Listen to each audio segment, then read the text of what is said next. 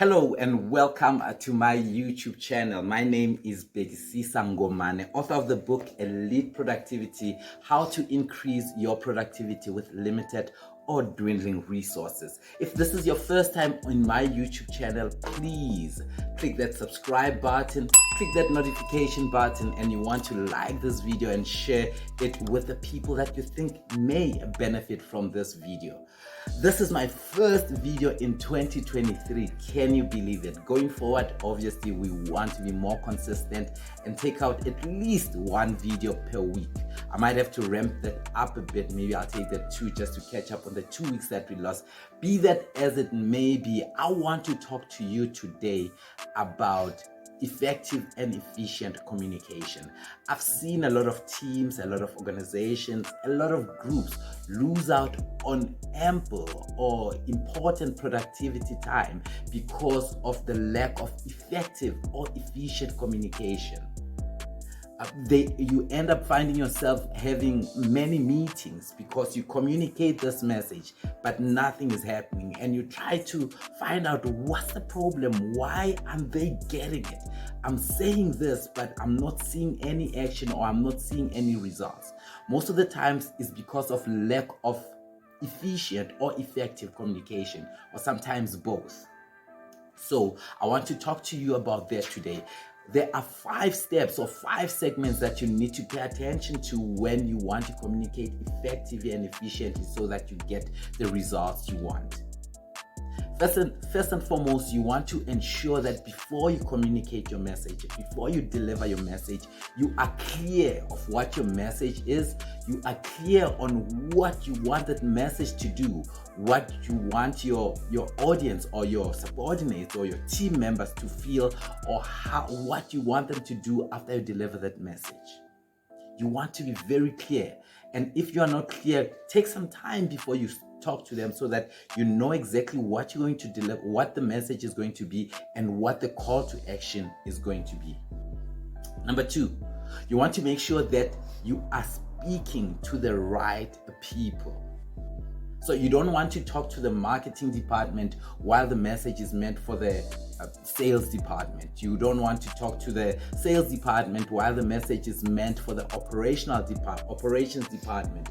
Or if this message is meant for everyone because maybe it's a project that they are all going to work on, you want to put them together and ensure that each segment is segmented in such a way that you know that this one will be for this group, this one will be for this group, this one will be for this group, and how everything comes together. That way, then you don't have to communicate your message multiple times, number 1, and you will avoid a broken telephone where you talk to this one and you hope they will talk to this one. I've seen that a lot of times. But I told so and so, he was supposed to tell you. It doesn't work that way. If the message is meant for someone, go to that person and talk to them. If it's meant for that certain group, put that group together and talk to them. If it's meant for different groups, put them all together and deliver the message so that everyone gets it from the horse's mouth, as they say.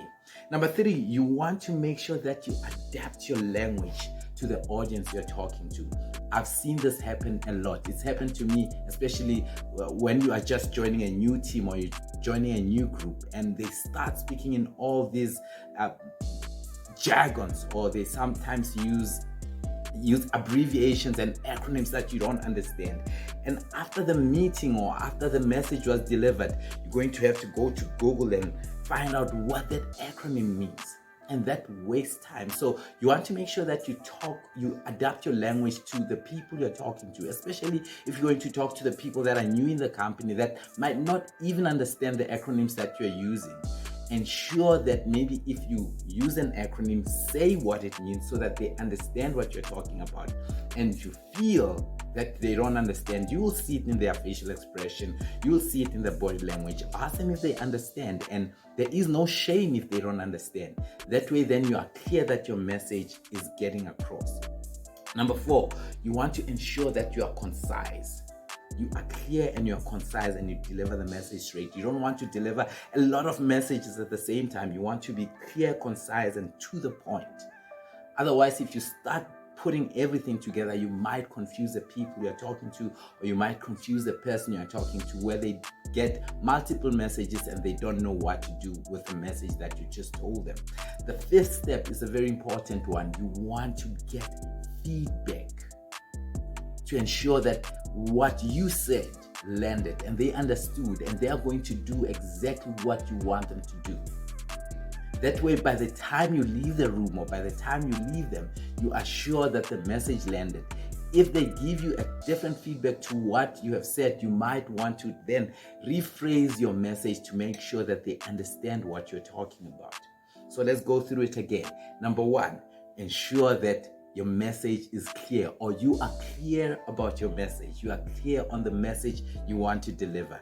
Number two, you want to make sure that you are speaking to the right audience. Otherwise, you're going to find yourself delivering the same message to a couple of people, or hoping that the message gets to someone and doesn't. Number three, adapt your language to the audience you're talking to. Make sure that you use the language they understand. You're going to talk differently to people in the executive team, differently to people who are in the in management, differently to people who are in lower management, middle management, differently to people who are at operational level. You want to use a language that they understand. Number four, be concise and be clear and go straight to the point. You don't want to mix messages and give a lot of messages at the same time.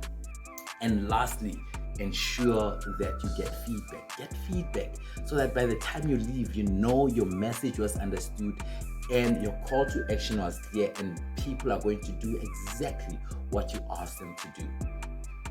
So if you do that, then you have effectively and efficiently communicated, and that way you will get the results you want.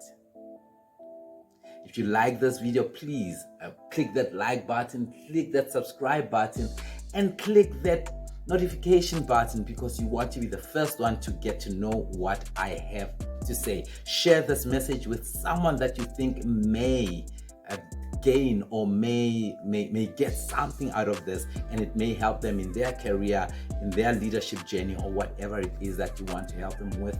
Remember, nothing less than your very best is acceptable. And if you're not satisfied with your very best, there's always an option to improve your very best. My name is Bexi Sangomane, author of Elite Productivity. Bye-bye.